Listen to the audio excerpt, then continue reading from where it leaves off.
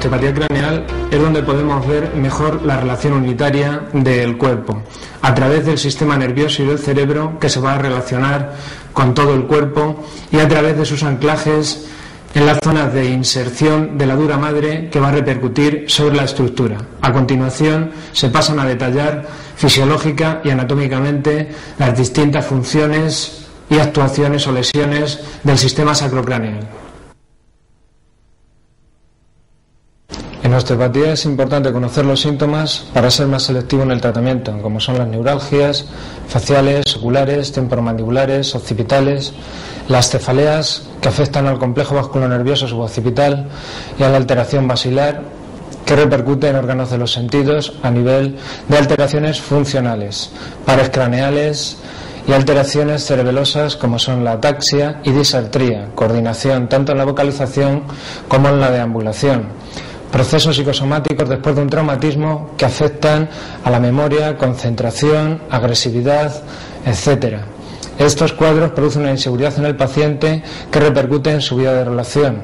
La osteopatía craneal está dominada por dos fenómenos fisiológicos: el movimiento en las suturas del cráneo separadas de tejido conectivo y el impulso rítmico craneal, que tiene dos fases, una de llenado y otra de vaciado.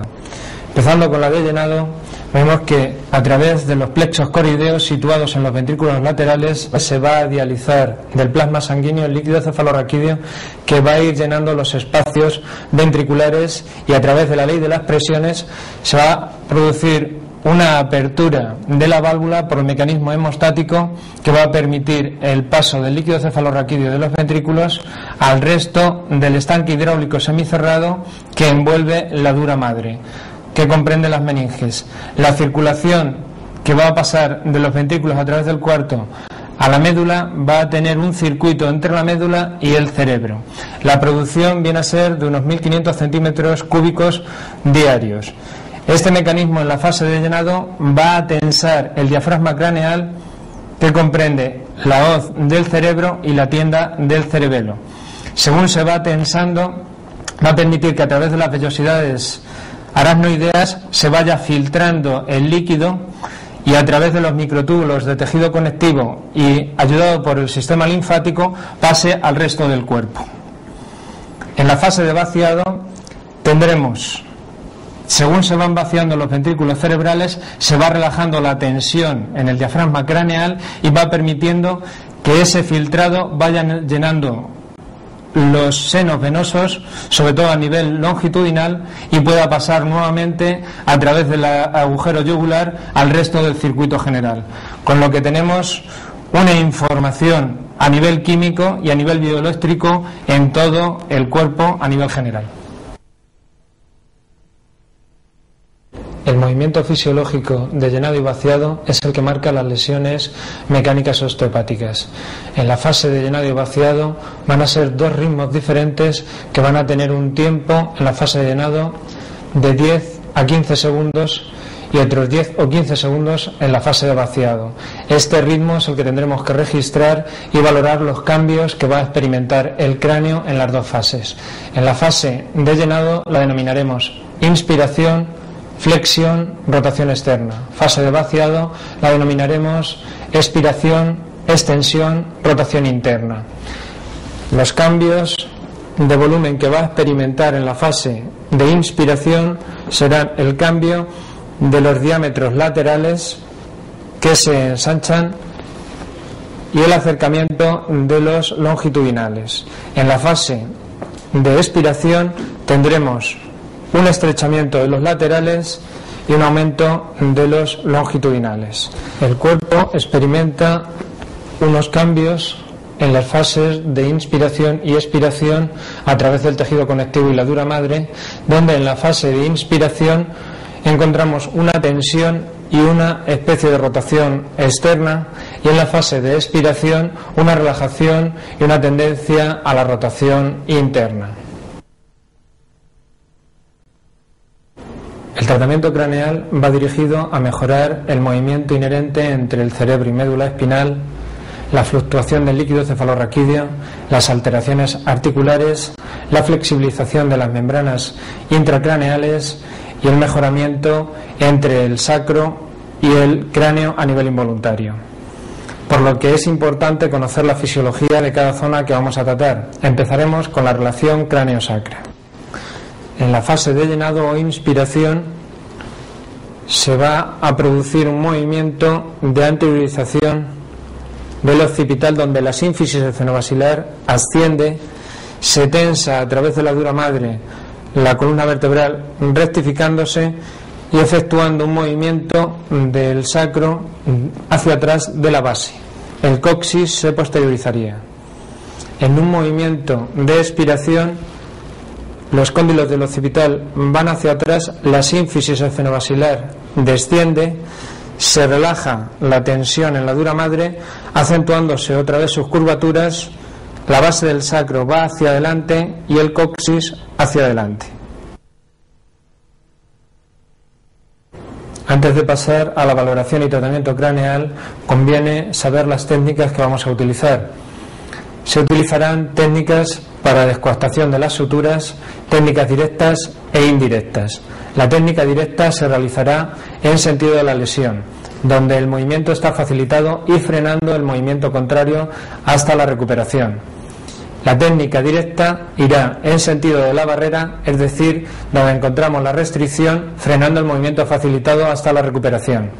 Las técnicas de suturas se realizarán realizando una suave presión hasta notar la presión y después la descoartación contraria en dirección o en dependencia de la forma de la sutura.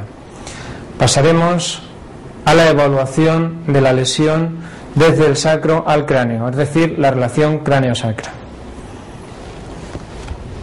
El movimiento fisiológico sería: en inspiración, base del sacro se posterioriza y los cóndilos se anteriorizan. Extensión, la base del sacro se anterioriza y los cóndilos se posteriorizan. Flexión, extensión. Flexión, extensión. Flexión, extensión.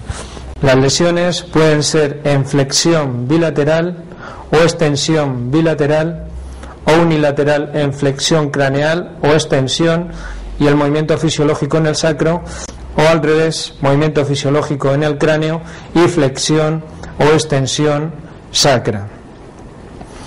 Tomando como ejemplo una lesión de flexión bilateral, iríamos primero en el sentido de la lesión, luego en el de corrección. Según se realiza el movimiento de flexión, vamos guiándole, y cuando cambia el movimiento de extensión, frenamos suavemente hasta que termina el ciclo, y en el siguiente ciclo de flexión seguimos guiando el comportamiento en el esquema de lesión y comprobamos la respuesta en el movimiento contrario y si completa el ciclo. Lo seguimos durante varios ciclos hasta que el movimiento sea bilateral en esos 10 o 15 segundos de flexión o de extensión. La valoración de la lesión se realiza con 5 gramos de presión en el sacro y en el occipital, efectuando los movimientos o valorando los movimientos de flexión e extensión. Flexión e extensión. Podemos utilizar la presa en decúbito lateral, localizando el sacro y el occipital, realizando el mismo movimiento. Las restricciones membranosas transversales están producidas por los diafragmas, que pueden ser membranosos, tendinomusculares y musculares. Separan una parte del cuerpo de otra. Y tenemos el diafragma craneal a nivel membranoso, diafragma torácico a nivel muscular y tendinomuscular el pélvico. Se mueven sincrónicamente y en las fases de inspiración tendremos una tensión del diafragma craneal y una relajación del diafragma pélvico. El diafragma torácico se mueve con la respiración a nivel de los ciclos respiratorios y puede estar sincronizado con el pélvico y el craneal. Fase de tensión centrofrénico baja y se produce una fase de tensión, fase de expiración, centrofrénico sube y se produce una fase de relajación. Con lo que es importante evaluar las restricciones membranosas, incluido el agujero de entrada torácico, donde se unen todas las estructuras vasculonerviosas a la zona superior. Valoración y tratamiento del diafragma pélvico. Se sitúa una mano en el sacro y otra por encima de la rama púbica, comprobando el movimiento fisiológico en inspiración, expiración. Si encontramos que la barrera va en un sentido oblicuo, ascendente, descendente o con fluctuaciones o oscilaciones, se puede ir en sentido de la lesión y mantener en el sentido contrario o frenar suavemente hasta la recuperación del movimiento fisiológico. Situamos una mano en el sacro y otra por encima de la rama púbica y comprobamos el movimiento.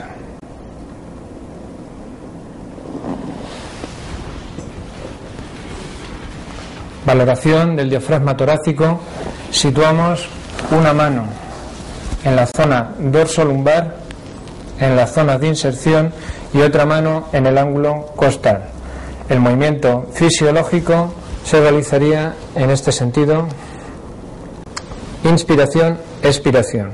Si comprobamos que la barrera va en un sentido oblicuo, se iría en el sentido de la lesión, se mantendría, se frenaría suavemente hasta recuperar el movimiento.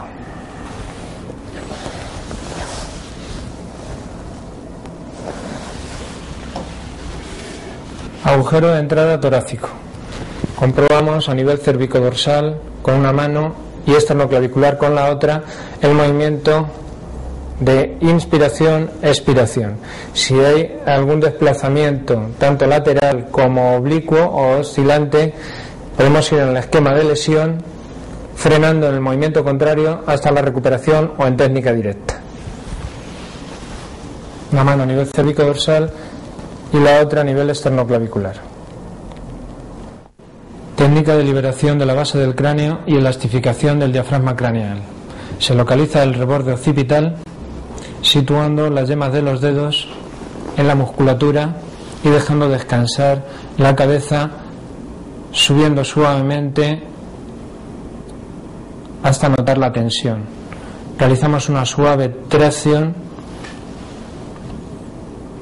mantenida hasta sentir la sensación de liberación.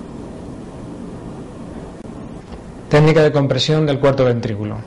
Se realiza para mejorar la circulación hidrocefálica y crear un efecto de relajación, ya que actúa sobre el sistema nervioso autónomo, mejorando la tensión, la respiración y la tensión o el tono general del paciente. También se utiliza para ampliar la movilidad de los huesos del cráneo, con lo que las lesiones secundarias no necesitarían realizar tratamientos selectivos.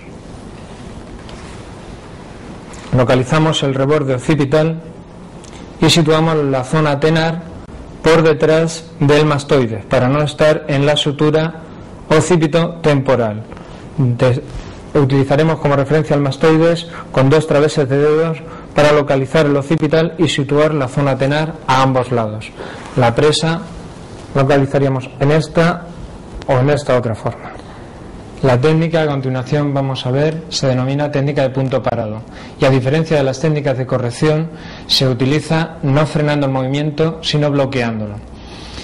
En estas fases, cuando se bloquea el movimiento se desorganiza hasta dejarse de percibir por el terapeuta. Cuando vuelve a aparecer, aparece con más intensidad. En esa fase de tiempo puede durar entre 5, 10 o 15 minutos. Esperamos hasta que se recupere otra vez el movimiento, comprobando la amplitud.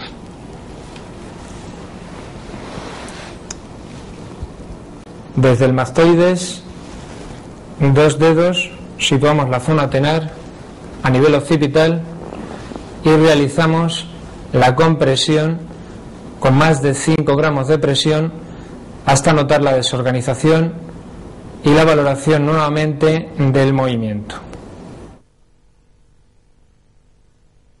Las contraindicaciones más importantes en el tratamiento de la compresión del cuarto ventrículo son las inflamaciones, contusiones, aneurismas y la hipertensión craneal. La sintomatología occipital viene por alteraciones desde el sexto hasta el 12º par craneal, alteraciones de retorno venoso, alteraciones endocrinas y alteraciones visuales. Los movimientos fisiológicos vienen asociados a un eje transversal cerca de la sínfisis,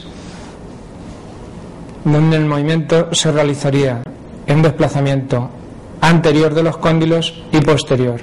Al mismo tiempo que en la flexión realiza el movimiento anterior, hay una expansión o apertura de las escamas. Flexión, apertura, extensión posterior y cierre. Las lesiones pueden ser unilaterales en flexión o unilaterales en extensión, donde estaría el cóndilo posterior o anterior. Las presas pueden ser en esta posición o utilizando las yemas de los dedos. Las técnicas pueden ser directas o indirectas. Si utilizamos una técnica directa, primero vamos en sentido de la lesión, luego corrección y viceversa. Localizamos la sutura detrás del mastoides, unos 2 dedos, para situar la eminencia tenar, y registramos el movimiento en la fase de inspiración y expiración.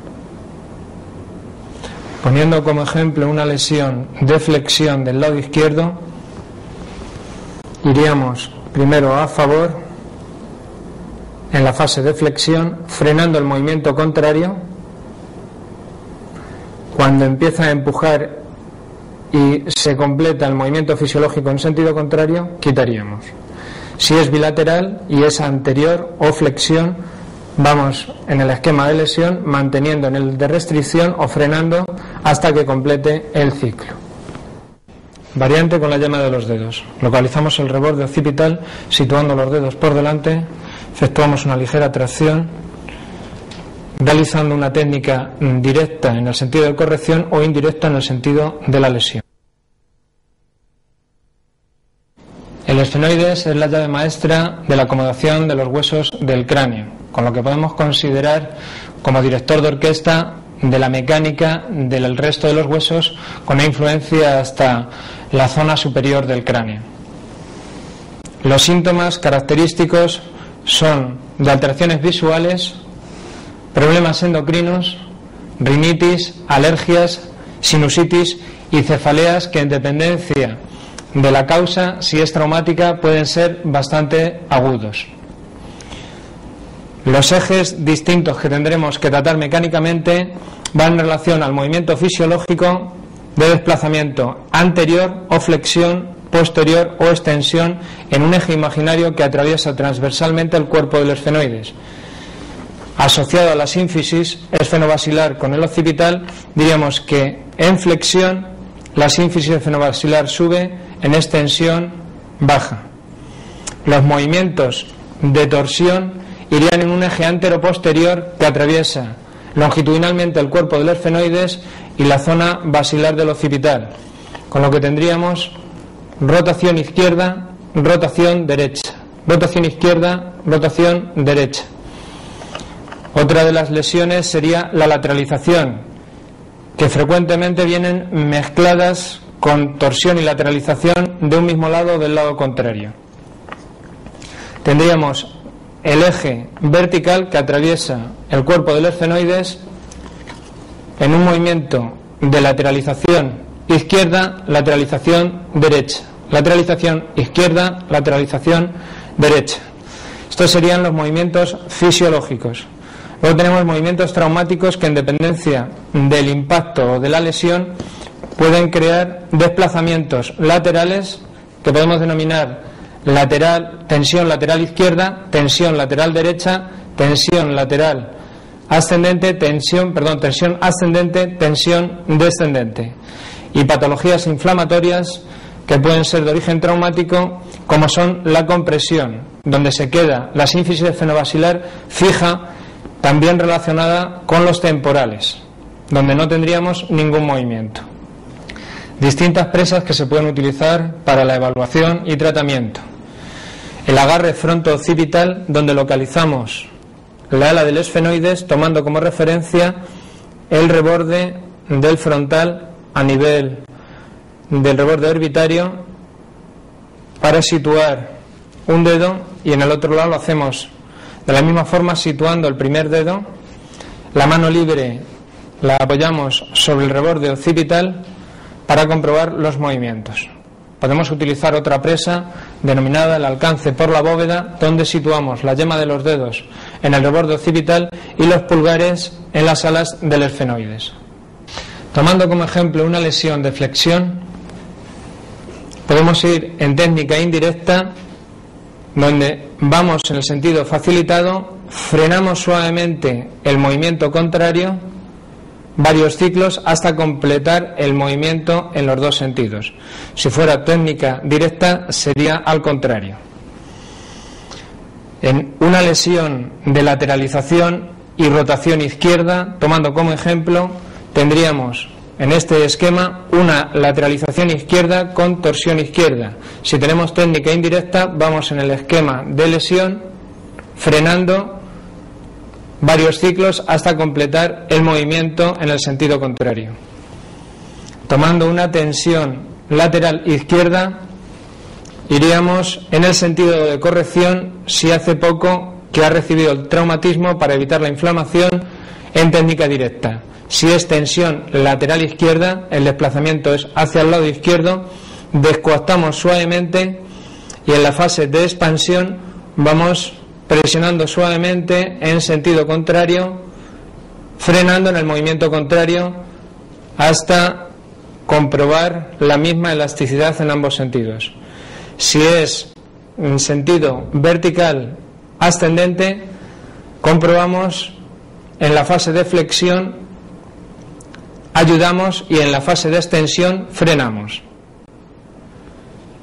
Si el movimiento es de compresión, realizamos una suave presión mantenida hasta notar el empuje y después descoactación hasta la sensación de liberación.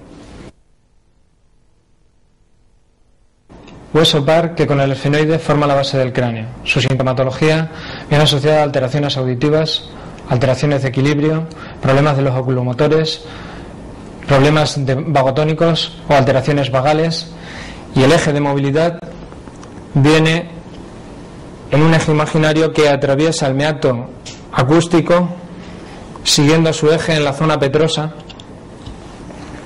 realizando movimientos de flexión, rotación externa, extensión, rotación interna. Flexión, rotación externa, extensión, rotación interna.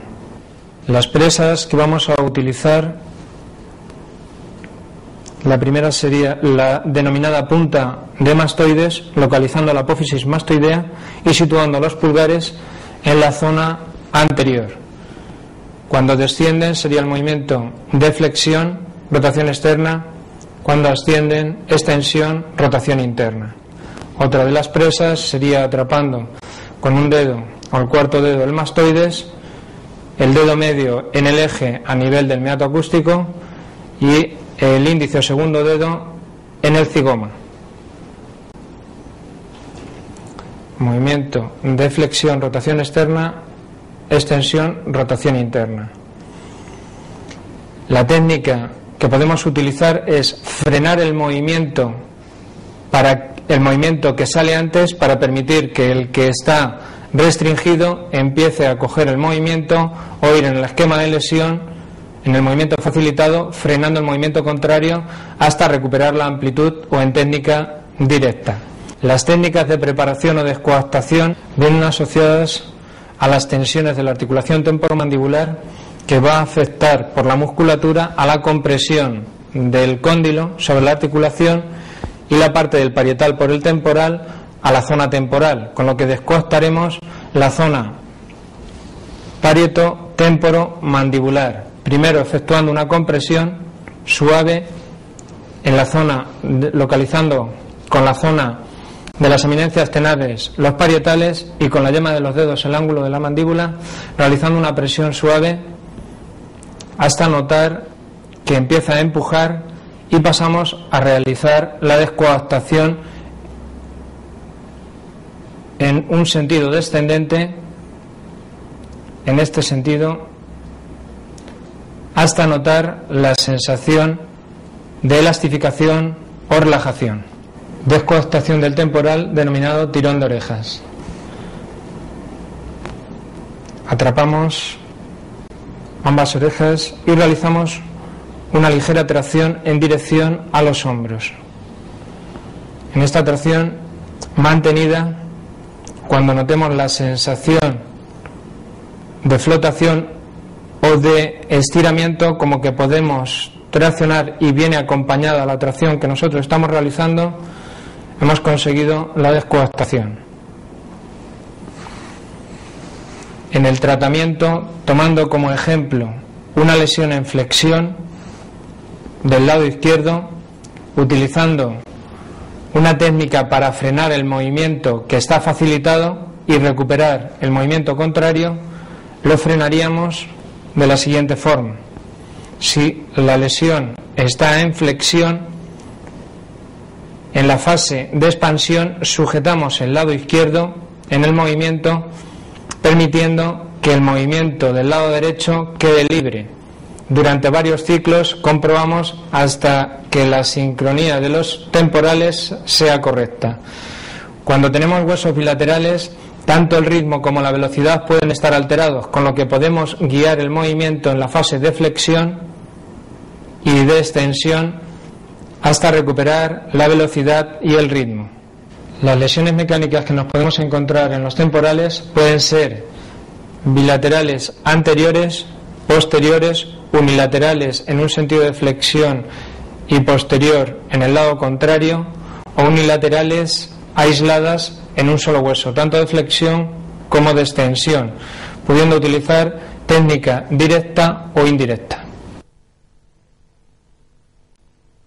Las lesiones de los parietales vienen asociadas a problemas de circulación local y cefaleas. Los movimientos fisiológicos vienen a través de un eje que atraviesa los ángulos, efectuando los movimientos de flexión, separación, extensión, aproximación, flexión, extensión. Valoración parietal. Localizamos la sutura coronal o transversal para localizar la zona del frontal sobre los parietales, colocando a ambos lados de la sutura interparietal sobre los ángulos los dedos. Localizamos la parte de los parietales por encima del temporal. Para poder localizarlo le pedimos al paciente que apriete los dientes donde sobresalen los músculos y sobre la inserción muscular situamos la yema de los dedos. En esta posición registramos el movimiento de flexión y extensión. Las lesiones pueden ser de flexión unilateral o extensión unilateral, o flexión bilateral o extensión bilateral. Tomando como ejemplo una lesión de flexión del lado izquierdo, si utilizamos una técnica indirecta, iremos ayudando en el esquema de flexión y frenando el movimiento de extensión hasta completar el movimiento en los ciclos que sea necesario. Las presas de descoaptación son las mismas, localizando los ángulos y situando la yema de los dedos lateralmente cercano a los temporales. Efectuamos para el levantamiento de los parietales una suave presión, cerrando la sutura sagital y presionando sobre los ángulos hasta notar la resistencia del hueso, y pasamos a efectuar una separación de los dedos suave y una tracción ascendente hasta la sensación de flotación. Los parietales es la zona de elección de las lesiones traumáticas, donde por sus suturas tienen relación con los huesos de la zona anterior, posterior e inferior que forman la bóveda, con lo que pueden estar asociados cuando hay una pérdida de movilidad fisiológica de un hueso con el frontal, con los temporales, con el esfenoides, con el occipital, con lo que los movimientos a veces afectan a una sutura coronal con la sagital que le denominaremos brecma. pueden afectar a los dos parietales con el occipital, con lo que le denominaremos la sutura lamboidea o occipital posterior. Para las técnicas de descoaptación irán en sentido de presión al principio hasta notar la resistencia del hueso y después una fase de descoaptación contrariada hasta sentir la sensación de liberación o flotación. Descoaptación del brecma. Localizamos la sutura coronal y nos situamos a ambos lados de la sagital sobre los ángulos. Situamos los índices en el reborde orbitario del frontal a ambos lados y realizamos una presión cerrando los dedos de la sutura longitudinal y compresión del frontal a nivel coronal hasta sentir la sensación de presión, y en una segunda fase descoaptación de la sutura longitudinal y elevación del frontal para la sutura coronal hasta sentir la sensación de flotación. Separación de la longitudinal y de la coronal subiendo el frontal. Liberación del brecma. Situamos con la yema de los cuartos y quintos dedos de ambas manos sobre el occipital, localizamos la sutura longitudinal hasta donde empieza el occipital y nos situamos a ambos lados de la sutura sobre los ángulos. En esta posición presionamos sobre el occipital cerrando la sutura longitudinal para comprimir el lambda. Cuando empieza a presionar, separamos la sutura longitudinal y bajamos los dedos en dirección descendente para descoaptar el occipital. Bajamos los dedos para bajar el occipital y separamos la sutura longitudinal liberando el lambda. Descoaptación parietofrontal unilateral. Localizamos la sutura coronal y situamos la yema de los dedos sobre el frontal y sobre el parietal, primero realizando una presión hasta notar la resistencia del hueso en la descoaptación y después descoaptación o separación hasta la sensación de flotación. Liberación parietoesfenoidal. Localizamos el ángulo esfenoidal y situamos en el hueco de la zona de la sien sobre el ala mayor del esfenoides el dedo índice y medio y sobre el ángulo del parietal el segundo y tercer dedo de la mano libre. Realizamos una presión suave hasta sentir la descoaptación y después tracción hasta la sensación de liberación. Liberación parietotemporal unilateral. Localizamos la inserción del temporal situando la yema de los dedos, efectuando una suave presión hasta notar la resistencia a la descoaptación y en una segunda fase tracción hasta sentir la sensación de liberación. Liberación parietooccipital. Localizamos la sutura lamboidea y situamos la zona tenar sobre los ángulos posteriores de los parietales. Efectuamos una suave presión hasta notar la descoaptación y seguidamente efectuamos una tracción ascendente y anterior hasta sentir la sensación de liberación. Descoaptación de la sutura parietofrontal. Localizamos la sutura coronal situando a ambos lados de la sutura longitudinal sobre los ángulos la zona tenar. Realizamos una ligera presión hasta sentir la tensión en descoaptación y seguidamente una tracción posterior ascendente hasta la sensación de liberación.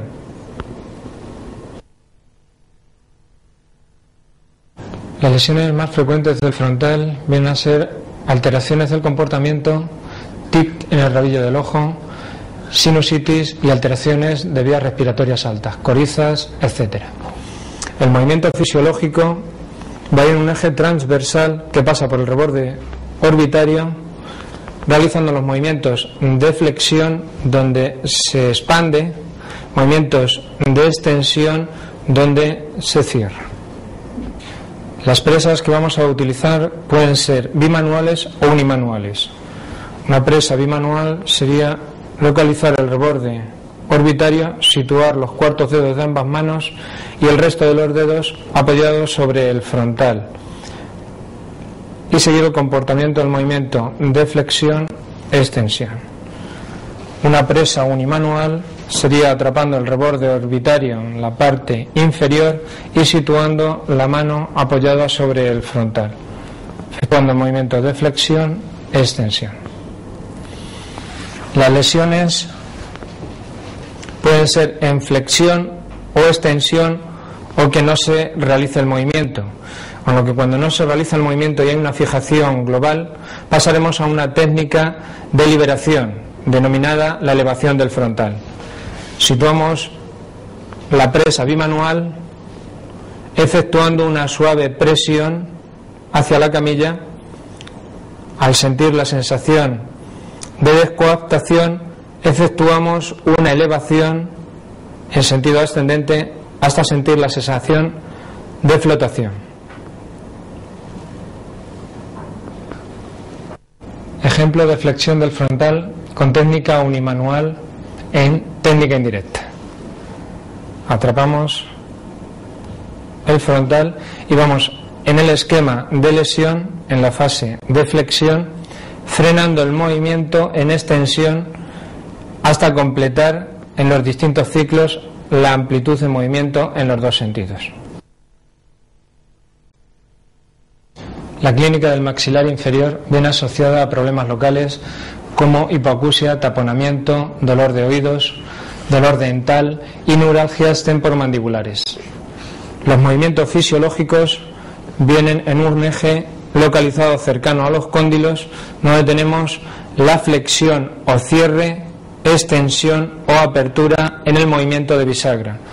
Tendremos otro tipo de deslizamiento o movimiento en lateralización izquierda o derecha, que comprende los desplazamientos. Serían lesiones de deslizamiento. Las presas que utilizaremos serían bimanuales, atrapando con un dedo el cóndilo y con el resto de los dedos el maxilar, o directamente el maxilar. Tomando como ejemplo una lesión de extensión en técnica unimanual, vamos primero en el esquema de lesión, yendo en extensión, frenando el movimiento de flexión durante varios ciclos hasta completar el movimiento en flexión y en extensión.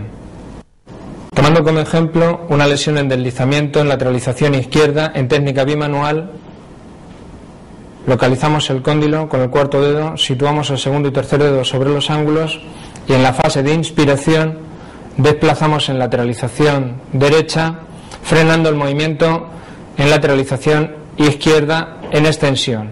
Flexión, lateralización derecha, extensión, frenamos el movimiento en lateralización izquierda, llevándolo en el sentido de lateralización derecha. Los síntomas característicos del maxilar superior son neuralgias a nivel trigeminal con dolor dental, rinitis, sinusitis y alteraciones de vías respiratorias altas. El movimiento fisiológico va a partir de las apófisis frontales con un movimiento de rotación externa, flexión, donde se separan las carillas masticatorias, rotación interna, extensión, donde se acercan. Flexión se separan, extensión se acercan. La presa que utilizaremos será situar ambos dedos sobre las carillas masticatorias para comprobar el movimiento de flexión-separación, extensión, aproximación. Conviene revisar el movimiento con el esfenoides para comprobar las fijaciones sobre las láminas pterigoideas que pueden fijar unilateralmente al maxilar superior, creando alteraciones de torsión sobre el lado de fijación que denominaremos torsión esfenomaxilar izquierda o derecha, o alteraciones de flexión esfenomaxilar o extensión esfenomaxilar. Empezamos con los movimientos fisiológicos de flexión y extensión. Localizamos las carillas masticatorias, tomamos como referencia también al esfenoides y comprobamos en el movimiento de oscilación de las alas hacia adelante la separación y de las alas hacia atrás la aproximación. Podemos tener una lesión unilateral en flexión o unilateral en extensión, o las dos bilaterales en flexión o extensión. Tomando como ejemplo una unilateral en flexión del lado izquierdo, cuando las alas van hacia adelante vamos en el esquema de lesión frenando el movimiento de extensión hasta completar en los ciclos el movimiento bilateral. Tomando como ejemplo una bilateral en extensión, vamos primero cuando las alas van hacia adelante en flexión, frenamos, y cuando van en extensión aproximamos en el esquema de lesión frenando el movimiento contrario hasta la recuperación en el movimiento de flexión y extensión. Para las lesiones en flexión o extensión esfenomaxilar o torsión podemos utilizar una presa externa atrapando las alas del esfenoides y localizando la zona superior del maxilar con el primer y segundo dedo y valorando la flexión, extensión o traslación. Tomando como ejemplo una traslación izquierda en técnica indirecta, en el movimiento de flexión del esfenoides vamos hacia la izquierda y en el movimiento de extensión frenamos el movimiento en lateralización derecha hasta completar el movimiento fisiológico en los dos sentidos. Tomando como ejemplo una lesión de extensión esfenomaxilar en técnica indirecta, vamos cuando las alas van hacia atrás en un movimiento de separación, frenando el movimiento de aproximación en flexión hasta completar el movimiento fisiológico. Las lesiones de los palatinos vienen asociadas a las del maxilar superior, incluido el ganglio esfenopalatino.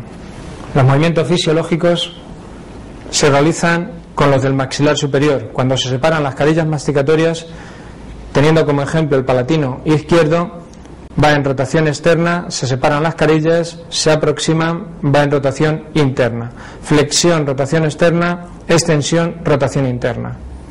Lo localizamos en la parte posterior del paladar duro. Las lesiones fisiológicas irían rotación externa, flexión; rotación interna, extensión. Se puede hacer la presa con dos dedos si la cavidad es suficientemente amplia o con un solo dedo. Las lesiones de fijación cuando no se mueve van asociadas al maxilar superior, que serían las fijaciones maxilopalatinas, a la interlínea de los palatinos, que sería interpalatina, o asociada a la lámina pterigoidea del esfenoides, que serían las pterigoideo-palatinas. La corrección se efectúa localizando la parte posterior del paladar duro sobre el palatino,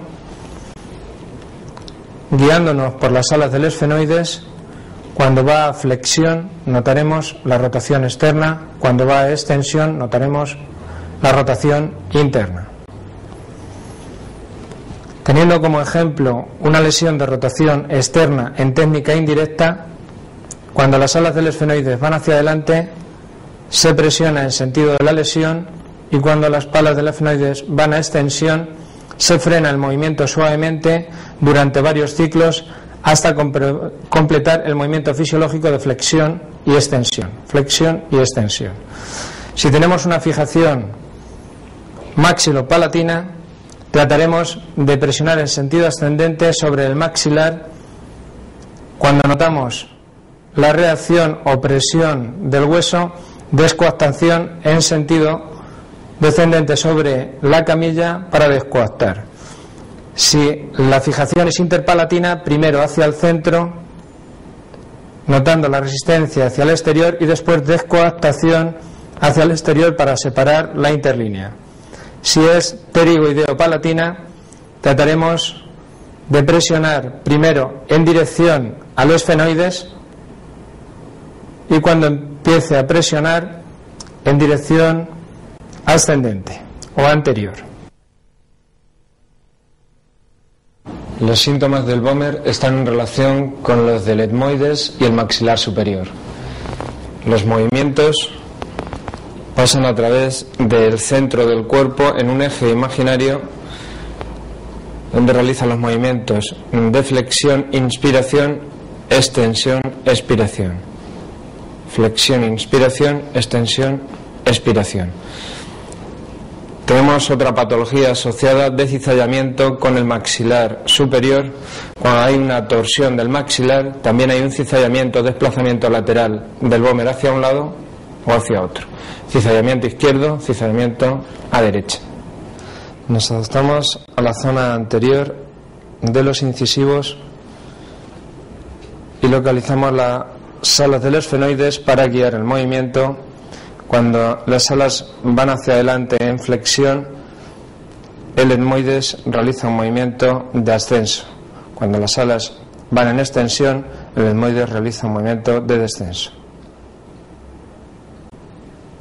Para realizar el movimiento, poniendo como ejemplo una lesión en flexión, en técnica indirecta, en flexión. Vamos primero en el esquema de lesión, las alas van hacia adelante, guiamos el movimiento en el movimiento facilitado. Cuando van a extensión, frenamos el movimiento restringido hasta completar los ciclos.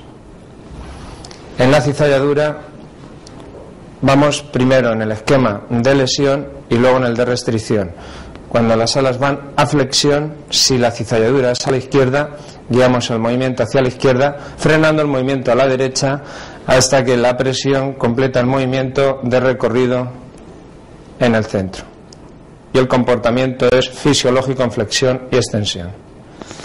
Las técnicas de descoactación se realizan en tracción ascendente. Atrapamos. Si no hay movimiento, podemos realizar una descoactación del Böhmer en el sentido ascendente oblicuo. Atraparíamos de la zona de los incisivos y realizaríamos primero una presión suave hasta notar la resistencia a la descoactación y después tracción suave hasta sentir la sensación de flotación o de descoactación.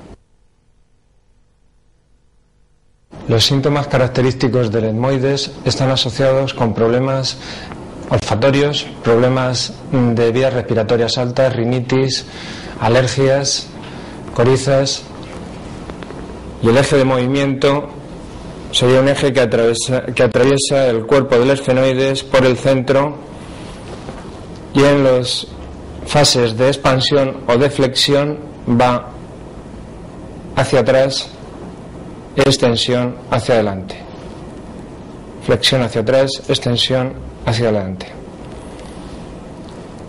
Las fijaciones que no corresponden al movimiento fisiológico vienen en relación a sus suturas asociadas con el frontal, donde pueden quedarse fijas las láminas, como la lámina cribosa en su zona superior, con el frontal quedándose unilateral o bilateralmente afectadas, con lo que tendremos que liberar también la lámina cribosa sobre las masas laterales del etmoides o la lámina perpendicular en la zona anterior.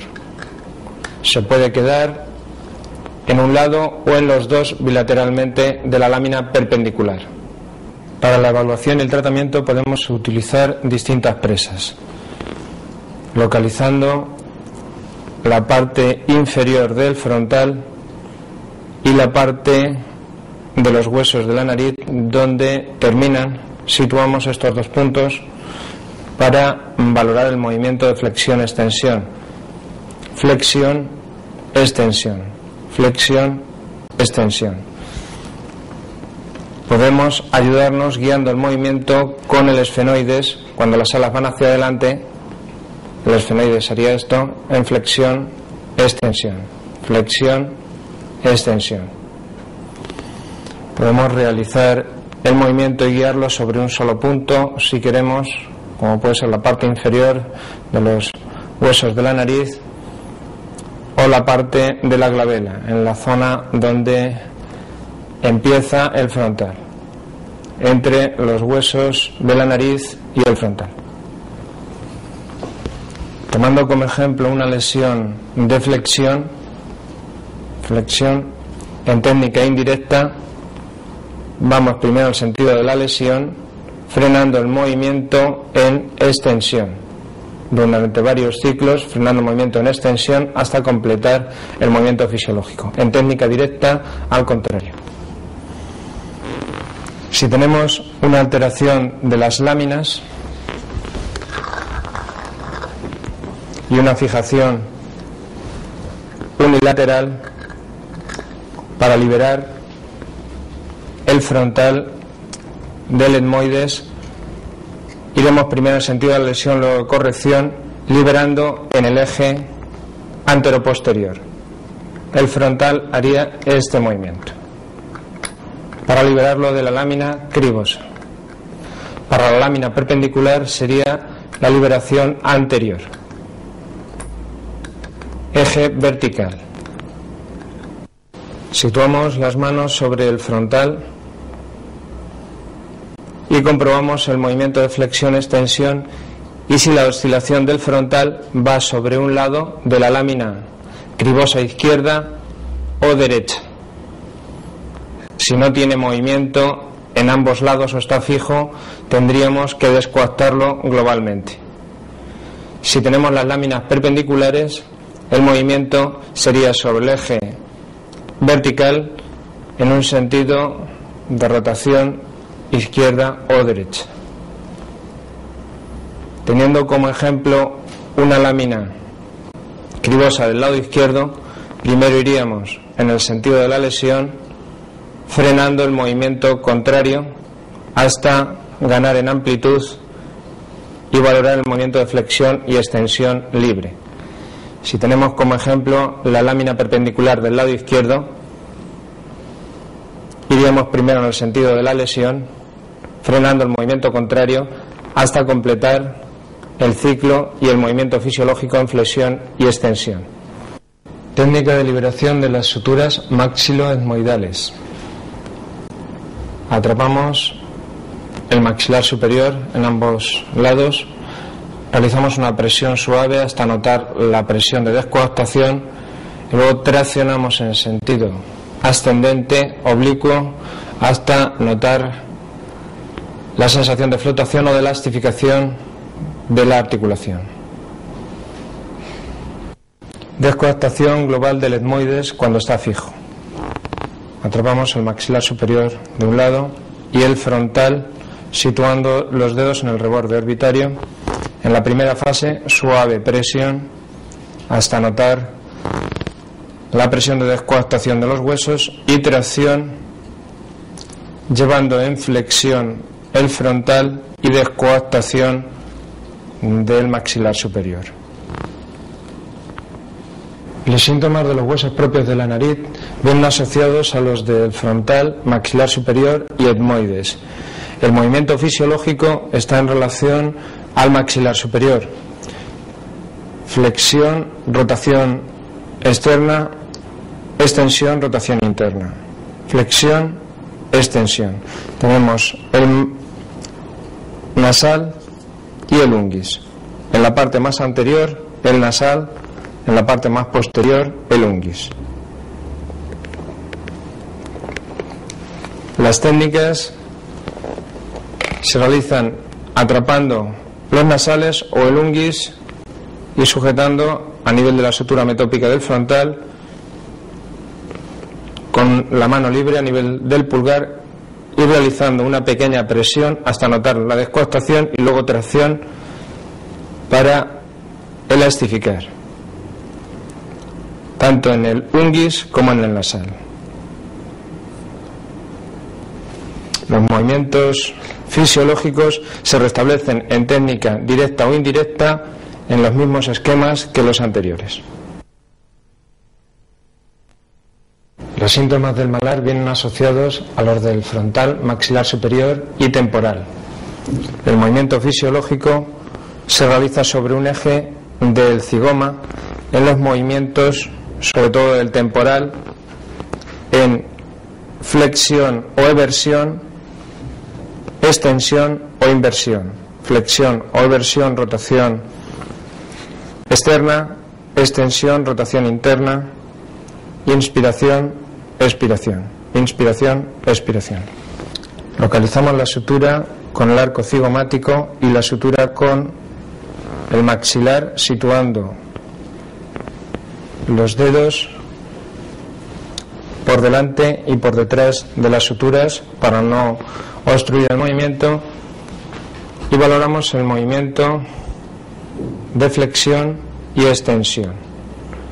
En técnica directa el movimiento facilitado, en el esquema, por ejemplo, de flexión, o al contrario, en técnica directa, el movimiento de extensión. Flexión, extensión. En todas las técnicas anteriormente expuestas, el movimiento está restablecido cuando en la fase de flexión tenemos de 10 a 15 segundos y en la fase de extensión tendremos otros 10 o 15 segundos en dependencia de la lesión. El movimiento se puede registrar también en el resto del cuerpo en la fase de flexión y extensión. El tratamiento craneal no solo va enfocado a la relación cráneo-sacra, sino al tratamiento del resto del cuerpo, pudiéndose trabajar sobre casos agudos o casos degenerativos en los que la persona no puede realizar ningún movimiento, quitando o absorbiendo parte del dolor y flexibilizando los tejidos.